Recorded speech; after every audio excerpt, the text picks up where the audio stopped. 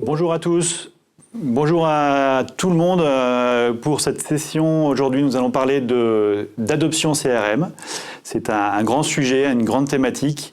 Je suis Vincent Julien, VP Alliance chez Insideboard, et j'ai la chance d'avoir ici Michael Debast d'Accenture pour échanger entre nous deux sur l'adoption, les expériences que nous avons eues auprès de nos clients, les expériences communes que nous avons eues.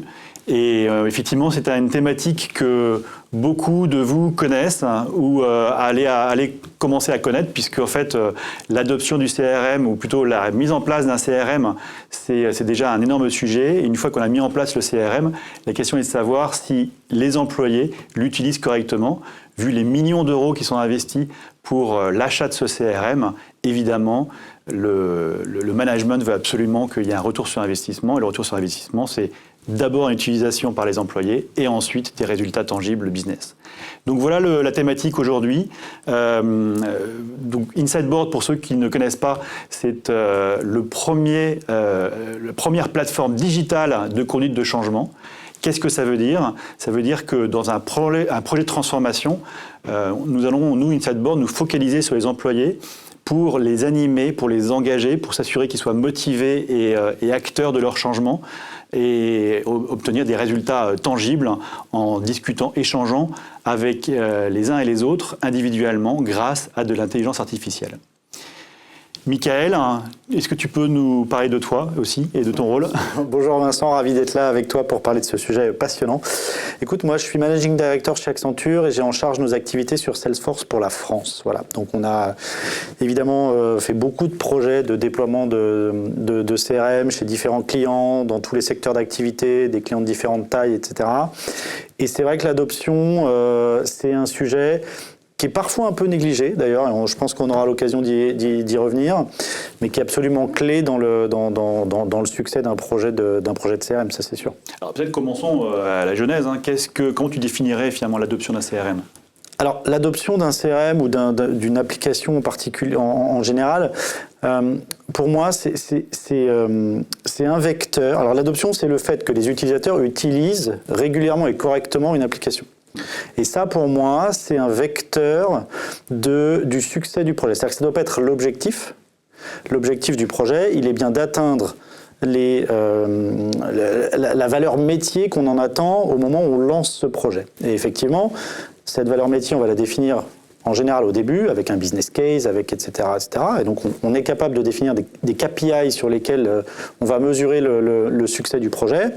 Et cette valeur métier, pour qu'elle se réalise, on a besoin évidemment de processus métier optimisés, on a besoin d'un outil, là en l'occurrence d'un CRM optimisé qui réponde à ces processus métiers, et puis on a besoin que les collaborateurs utilisent correctement cet outil pour qu'on ait les gains attendus. Et donc finalement, pour moi, l'adoption, donc la bonne utilisation de l'outil, c'est un des piliers qui garantit qui garantit le succès d'un projet ou qui fait que le succès n'est pas au rendez-vous. Oui, c'est ça. Donc en fait, c'est pas uniquement l'adoption de l'outil lui-même. Bien sûr, l'outil lui-même est important. Il faut qu'il soit adopté, mais c'est simplement un des éléments. Les autres éléments, c'est aussi l'adoption, c'est souvent un changement de process. Lorsqu'on a mis en place un outil aussi majeur que le CRM, il y a des changements de process, des changements aussi de comportement des collaborateurs.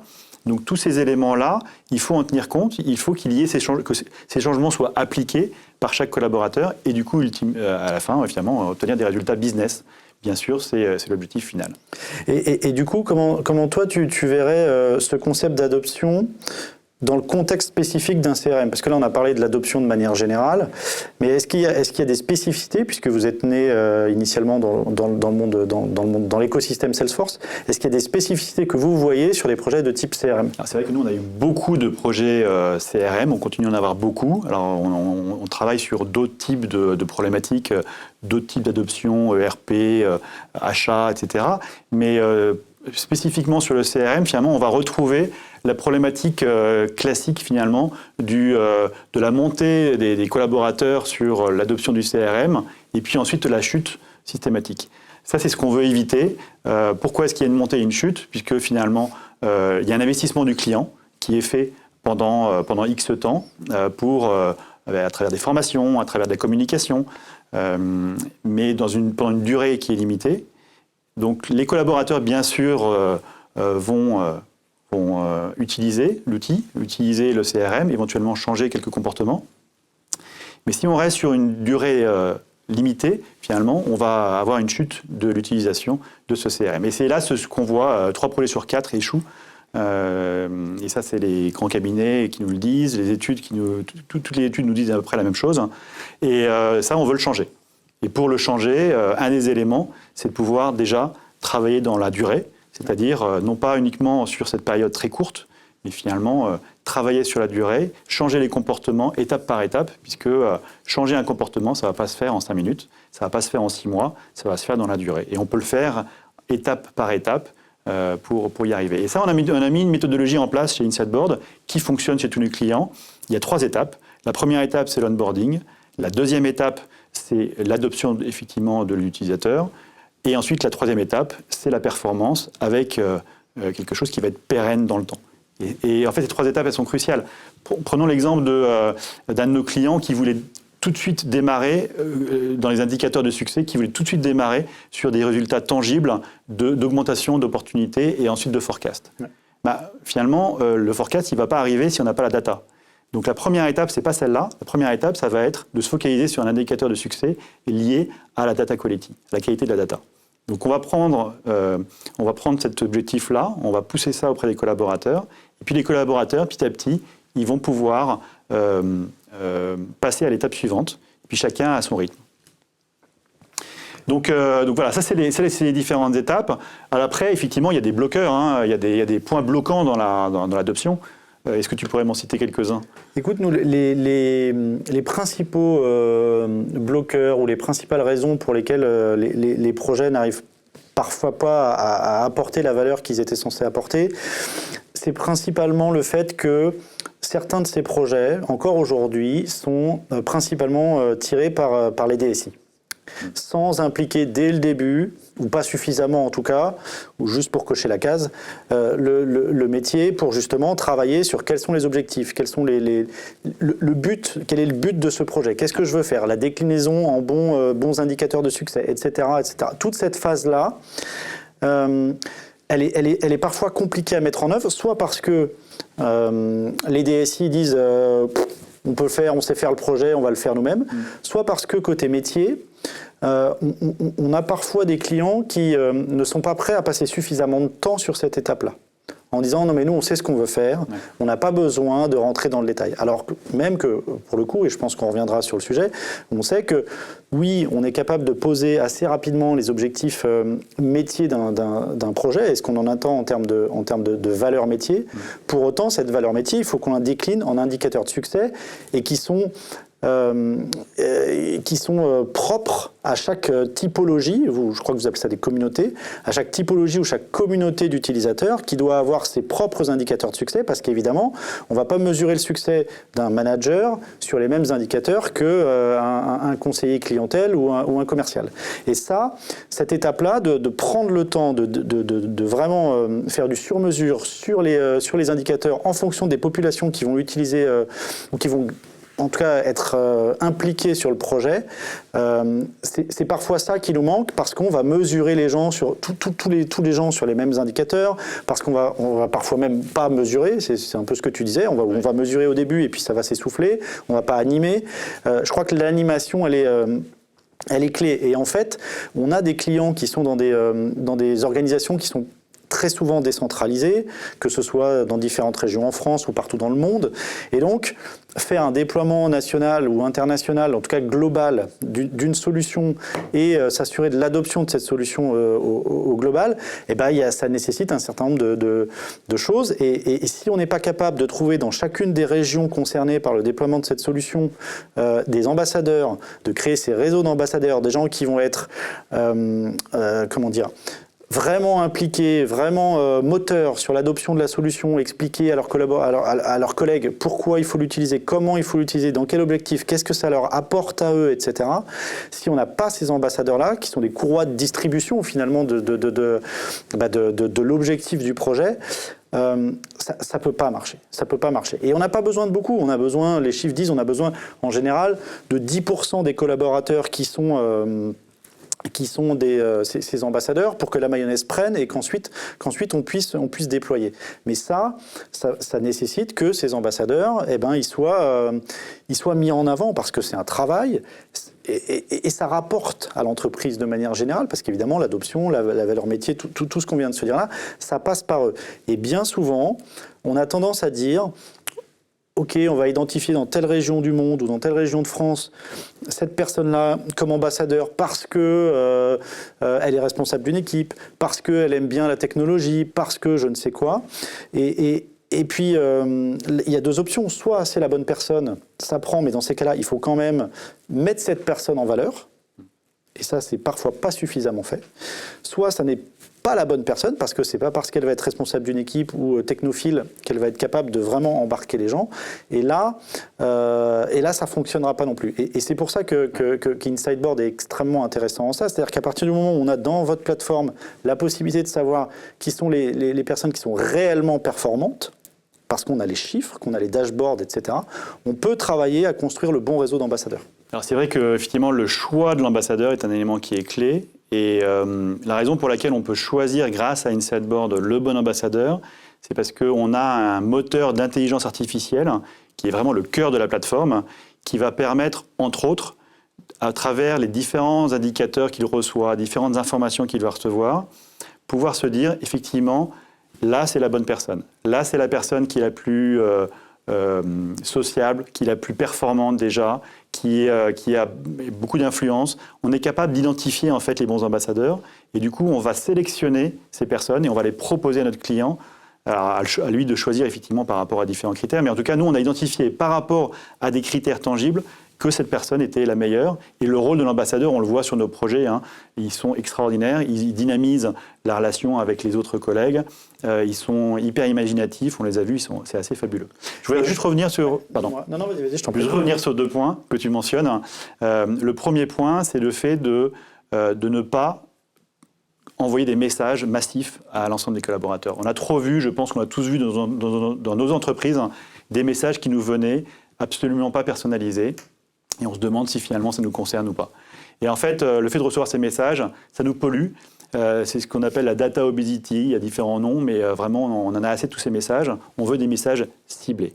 Et encore une fois, le moteur d'intelligence artificielle de notre plateforme Insideboard, elle va pouvoir définir en fonction des personnes, en fonction de la maturité et de l'atteinte des différents indicateurs de succès, l'information qu'il lui faut. Donc on va lui pousser de l'information, mais exactement calibrée pour lui, spécifiquement. Et ça va tout changer en fait dans l'approche. Il va recevoir une information qui le concerne lui. Donc ça, c'est un élément qui est important. Et puis le deuxième élément, c'est la notion de communauté que tu évoquais. Effectivement, on est trop à vouloir adopter, pousser l'adoption sur des organisations matricielles. Tous nos clients sont des grands groupes, effectivement. Ils ont tous une organisation complexe, matricielle. Mais en fait, on ne va pas s'arrêter à une organisation matricielle. On va devoir pousser l'adoption à un ensemble d'équipes qui sont parfois cross-business unit, dans différents pays, dans différents rôles. Et ça, c'est le rôle de la communauté. On va définir des communautés de succès qui sont liées à des objectifs de succès communs. Donc ces objectifs communs, les gens vont savoir se regrouper au sein de ces communautés. Et on peut prendre un exemple, par exemple, des managers qui ont des objectifs communs, mais qui sont cross-business unit, des ambassadeurs, on en a parlé. Ça peut être aussi des responsables d'agences qui sont dans différentes entités, mais en même temps qui doivent piloter leur agence. Voilà. Donc on va créer finalement ces communautés de succès en fonction d'objectifs communs. Et cette notion-là, elle va permettre de faire évoluer les choses. Et est-ce que au cours des mois qui viennent de s'écouler avec la pandémie, les confinements, etc., est-ce que Insideboard, vous avez observé des changements dans la manière dont nos clients gèrent cette problématique de l'adoption ? Alors, c'est vrai qu'effectivement, on a vu tout le monde passer en mode digital, tout le monde passer sur des Teams, des Zooms et autres. Mais en même temps, c'est pas ça l'essence du changement. L'essence du changement, c'est que finalement, on est passé à l'étape suivante, c'est-à-dire avec toutes ces vidéos, enfin c'est plutôt ces vidéo calls via Zoom, etc., effectivement, on n'en peut plus, on veut avoir autre chose.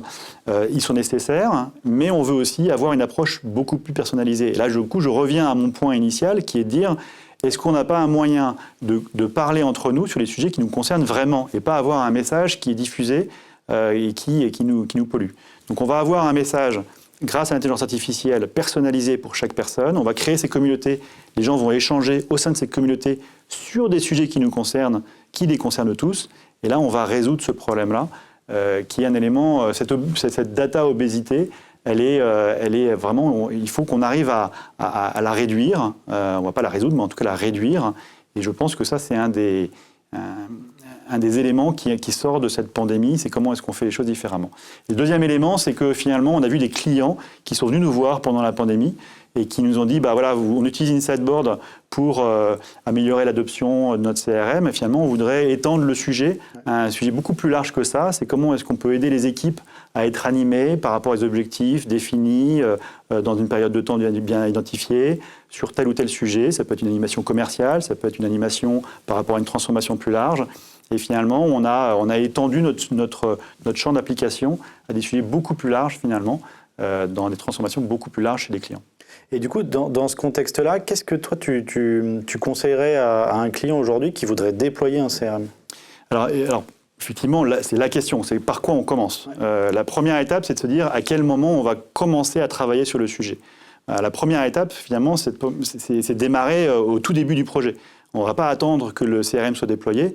On va s'assurer que le plan d'adoption est défini en amont et démarre même avant, puisqu'on va embarquer les ambassadeurs et les managers avant que le CRM soit déployé. Donc ça, c'est une première chose. Alors évidemment, nos clients, ils viennent nous voir peut-être une fois que le CRM est déployé en disant bah, on a des problématiques. Je pense que pareil chez Accenture, ils viennent vous voir aussi avec les mêmes problématiques. Bah, c'est un petit peu tard, mais tant pis, on prend l'action et on a un cimentier, par exemple, qui était venu nous voir en disant bah, « Mon taux d'adoption, c'est 30%, je ne sais pas quoi faire, j'ai dépensé des millions, qu'est-ce que je peux faire ?» Bon, on a mis en place Insightboard et on a boosté l'adoption à 85% en un an. Donc des résultats tangibles, on les a à chaque fois, puisqu'on on est data-based, donc on est vraiment orienté data, donc on va pouvoir sortir des retours sur investissement systématiques par rapport à l'investissement initial et par rapport à la data qu'on va collecter. Donc ça, c'est important et on va montrer des résultats. Donc la première étape, c'est ça, c'est à quel moment identifier. Deuxième élément, peut-être, c'est de pouvoir être le plus agile possible dans l'approche. Donc nous, on va apporter cette agilité à travers les communautés, j'en ai parlé déjà. On va apporter cette agilité à travers ces indicateurs de succès qui sont à définir pour chaque communauté ou alors pour chaque individu, et puis en fait dans le temps, et les faire évoluer. Donc cette agilité, elle est nécessaire. Et on apporte cette agilité au client final, on apporte cette agilité aussi aux partenaires qui nous accompagnent, puisqu'on va lui donner la main pour qu'il puisse avoir une autonomie complète sur Insightboard auprès du client pour pouvoir configurer, définir les bonnes animations et définir les bons paramètres qui vont bien, mais surtout animer aussi la plateforme avec toute l'expertise que vous pouvez avoir.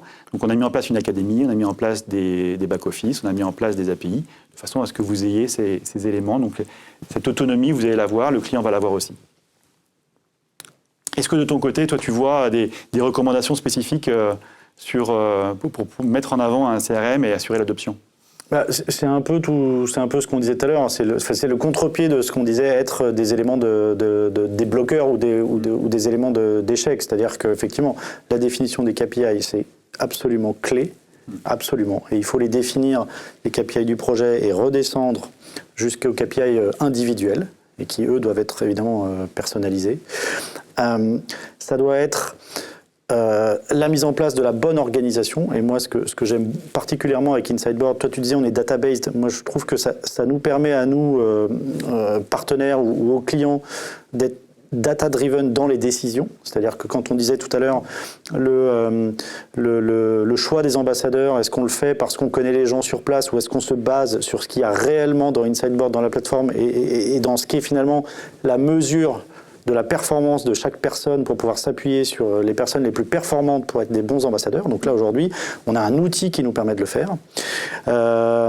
Et en fait, finalement, moi, mon conseil, c'est assez simple. Hein, c'est vraiment de se dire pourquoi je fais le projet, quel est le but que je cherche à atteindre, et d'avoir ça en tête à chaque étape de décision. Au moment de la refonte ou de la définition des processus métiers, des organisations, le design de l'outil évidemment, de l'adoption, ne pas laisser l'adoption à côté des projets. C'est parfois le tort que peuvent avoir certains de nos clients en disant finalement on verra l'adoption à part. Et c'est pour ça que nous, dans nos approches, on a tendance de plus en plus aujourd'hui à essayer de coupler notre approche de notre activité de mise en œuvre de solutions avec l'activité d'adoption. Et en fait, ce qu'on aime beaucoup faire, c'est dire à nos clients, finalement, si demain vous nous confiez une partie de la chaîne de valeur plus grande, à savoir, par exemple, la mise en place de l'outil, du CRM, plus le déploiement de la solution et puis le suivi de l'adoption. Alors, si on est impliqué sur l'ensemble de cette chaîne-là, on est capable, nous, Accenture, de prendre des engagements sur des KPI métiers, qui sont ceux que vous avez définis au début de votre projet comme étant les indicateurs de succès du projet.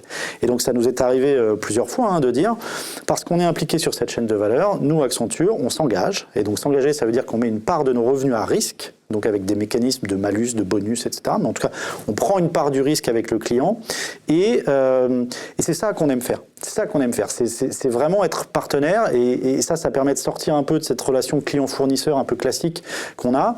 Ça donne des projets qui sont extraordinaires pour nos consultants parce qu'ils se sentent réellement impliqués. C'est une forme d'adoption du consultant dans le projet lui-même, hein, c'est encore un autre sujet.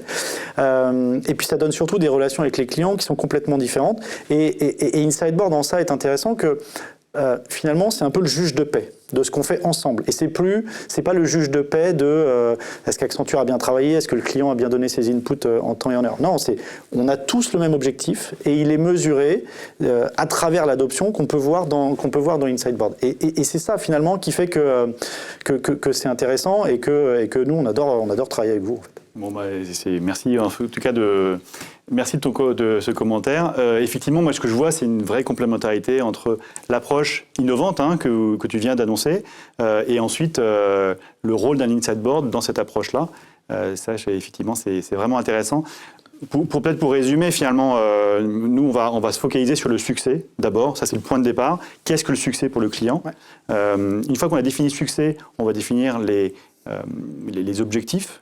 Et on va mesurer finalement, on va donner un KPI, donc un indicateur de succès, par rapport à cet objectif-là. Donc on va le mesurer. Ouais. Et une fois qu'on l'a défini, on peut le donner à chaque collaborateur. Et les collaborateurs, ils vont être regroupés au sein des communautés de succès. Et on va animer ces communautés de succès et on va animer chaque individu de façon personnalisée. Et tout ça, ça fait qu'on va arriver à l'adoption globale de la plateforme et on va s'intégrer dans votre démarche aussi. Ouais. Donc voilà, ce sont les éléments qu'on a voulu partager, l'expérience qu'on a voulu partager auprès de nos différents clients et de nos clients communs. J'espère que ça vous a plu, que vous avez appris des choses. En tout cas, on était heureux de pouvoir le partager avec vous et on vous souhaite une bonne journée. Merci à tous.